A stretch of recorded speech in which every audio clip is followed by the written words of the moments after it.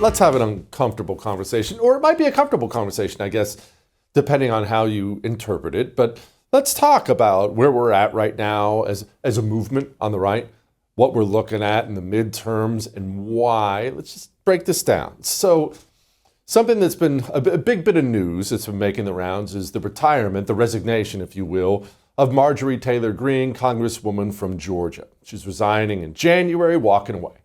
All right, that's one story. Not going to focus on that specifically, but there are reports out there, Punchbowl News, saying there will be more resignations coming soon. I will tell you on a personal level. I had a text exchange with a congressman last week, and it started out with him texting me 3 words. What? 4 words? 4 words. I hate it here. That's what he said.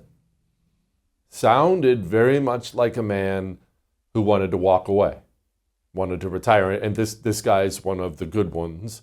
Wanted to walk away, wanted to retire. Okay? We only have a slim majority. After Marjorie Taylor Greene walks away, it's going to be about 3 seats. If we get too many resignations, the Democrats may have the House of Representatives before the midterms. All right. So this is bad, and we'll come back to the bad in a moment. But let's pause for a moment. Right now, I'm getting this impression, and I'm going through this as well, that we're pretty down right now on the right. We're down on things. We're down on the way things are going, on what's been done, what hasn't been done. We're going to lose the midterms. We're going to get crushed. We're pretty down on things. And as we're about to discuss, we may get crushed in the midterms, but do keep this in mind in politics. I've been in politics for 20 years. Interested in politics in 20 years. I was just a fan for most of my time, but I pay attention the same way you pay attention. In politics, it matters, so we care a lot. That's why you're into it, right? That's why you're sitting here watching me on I'm Right. That's why I consume the news the same way you do. The stuff matters. It's important for the direction of our country, for the country we're going to leave behind. It's important. And because it's important, we get emotional about it. And because we get emotional about it, we tend to go through highs that are too high and lows that are too low.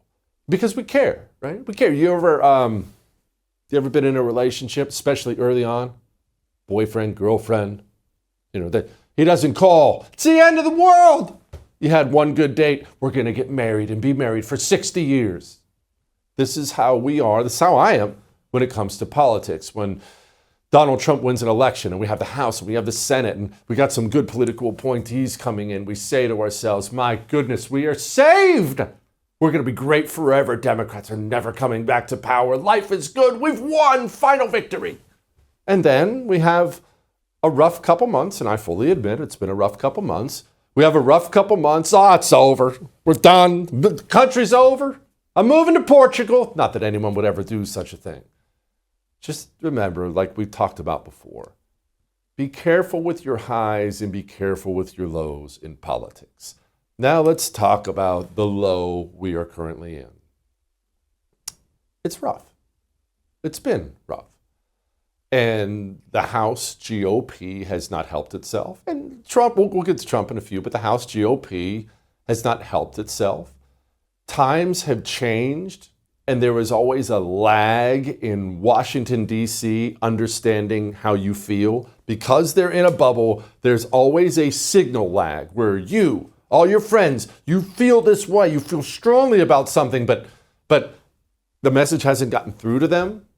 And this is something the Republican Party had better get on top of. The American people, specifically the American right, we'll set aside the communists, the American right, they want things done. Tangible things done. It's not just prices we want down. We want corrupt government people arrested. We want this done. We want that done. Not more speeches. Whenever we get some committee hearing where some GOP congressman, some senator puts a great soundbite out there, really gets them. You know what I don't hardly get anymore? I don't hardly get emails saying, yeah, did you see Senator what's-his-face? Kill him. What I get is, why are we getting another hearing? Why aren't we doing something? Do something. Are you going to do anything? That's what you feel like. That's what I feel like. But there's a signal lag, you see. Right now, the right is down. We want tangible things done. We want government people thrown into prison. We want deportations. We want prices down. We want things done. The House GOP did this.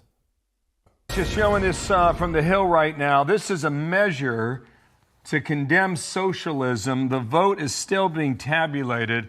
But of note, the 4 leading Democrats in the House voted with Republicans to condemn socialism. What? What? With everything going on, our palpable anger, our demands that somebody do something tangible, the House GOP passes a resolution to condemn socialism? You want to talk about signal lag? Maybe they thought they were going to get a pat on the back, some applause for that. I've never seen the right so angry. We're not impressed. I'm not impressed. It's been a down couple months, and that GOP doesn't seem to figure out how to fix itself. So let me explain why things are down right now for the GOP, and let me explain how it has to be turned around. Things are down for really 2 huge reasons. The huge reasons are this. First, the Epstein stuff was messaged really poorly. It's not that the average everyday voter cares about the Epstein stuff. I'm not talking about the normies. I'll get to them in a moment. We'll set the normies stuff aside. The Trump coalition is large. It's very diverse. All kinds of different interests, border hawks and make America healthy again hawks and all kinds of stuff. There are many different parts of the coalition. But almost all of the parts want wealthy, powerful pedophiles exposed, right? And maybe that's in the files, maybe it's not. We don't know. We don't know that it's been kept from us, but it looked really bad when Trump decided to come out and say, shut up and stop talking about it. That was terrible messaging. Terrible. The Epstein stuff, from the Pam Bondi binders that didn't have anything new in them to Trump yelling at everyone to shut up about it, looked bad. It deflated the right. It deflated the base. It looked bad. That hurt. Now, with normies. Normies don't focus on Epstein. Normies are out there today. Maybe you were doing this. I'll tell you what, I did this before I came in. Maybe you were out there buying Thanksgiving supplies today. Normies can't afford food. They can't afford the power bill. I just had to replace an air conditioning in my home a little while ago. It was $9,000 to replace an air conditioning. People can't afford to live. If you're wondering why Democrats currently have the largest lead they've had on the generic ballot since 2017, it's not actually because of Epstein stuff. It's because people can't afford things now. And Trump was elected into the White House because life had become unaffordable. Now, if you're saying it's unfair to expect him to fix that in a year, I totally agree. Totally agree. I'm not laying that at his feet. But people are not going to be satisfied at their kitchen table because of resolutions against socialism. Prices have to come back down. Me, you. We remember what it was like 4 or 5 years ago when prices weren't like this, when we could afford more things. We remember. That's just like yesterday. We remember. So they're still up. We're still not happy. That's why the White House, to their credit, is starting to message things like this. I think 2026, thanks to President Trump's signature plans, is going to be a great year for working Americans, for the markets. It's going to be an absolute blockbuster year ahead. And one of the signals you just mentioned, the jobs report, that was double the expectation, the blowout jobs report. We've got GDP now for the last 2 quarters, almost 4% on average, maybe even a little bit above. And we're going to have a little bit of a hiccup in the 4th quarter because of the silly shutdown. But then things are really lifting. Okay? Things better be looking up. Right now, the American people don't feel that. Telling them help is on the way, jobs are coming, that works, but they better get here because that's really going to go to how we go with the midterms. If people still feel down about jobs, about the economy, about inflation a year from now, next November, we're going to get our teeth kicked in. Now back to the right. Remember when Pam Bondi came out, the James Comey stuff? Remember when she said this? People have to be held accountable. No one, Sean, is above the law. No one is above the law. And you will be held accountable. And, you know, a very liberal grand jury in one of the most liberal jurisdictions in the country just indicted James Comey. Now, we know, of course, we have to go to trial. We'll have a great trial team. And everyone, of course, is innocent until proven guilty. However, we are going to trial in this case, and this is just the beginning. Yeah, judge just dismissed it. Judge, one of these commie judges, just dismissed the James Comey stuff, the Letitia James stuff. And I know Pam Bondi, she went to the cameras after this, what she said. We'll be taking all available legal action, including an immediate appeal, to hold Letitia James and James Comey accountable for their unlawful conduct. What is your reaction to his statement? I'm going to keep going on this. I'm not worried about someone who has been charged with a very serious crime. His alleged actions were a betrayal of public trust. Right.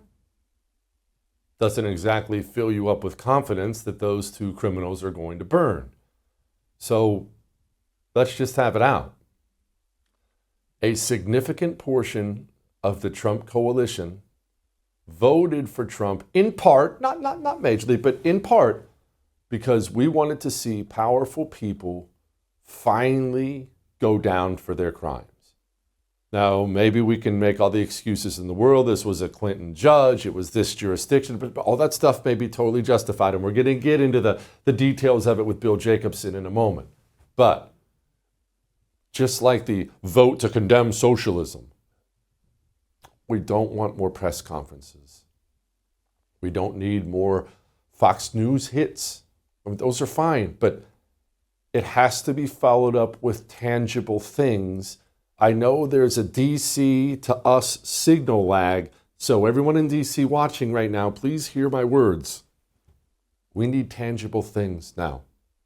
The days of emails, of these stupid text messages you send us all. I need help putting James Comey away. Send $15. We're tired of it.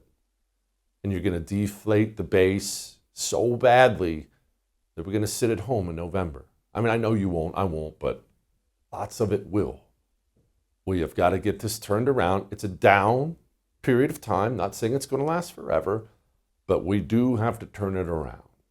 All that may have made you uncomfortable, but I am right. I would thank you for coming to my YouTube channel, but I know how brilliant it is, and I know you love it here. So subscribe and watch. We're going to start really ramping things up and putting some funny stuff, some interesting stuff out there, some collaborations. Either way, my YouTube channel is officially the place to be. So stick around.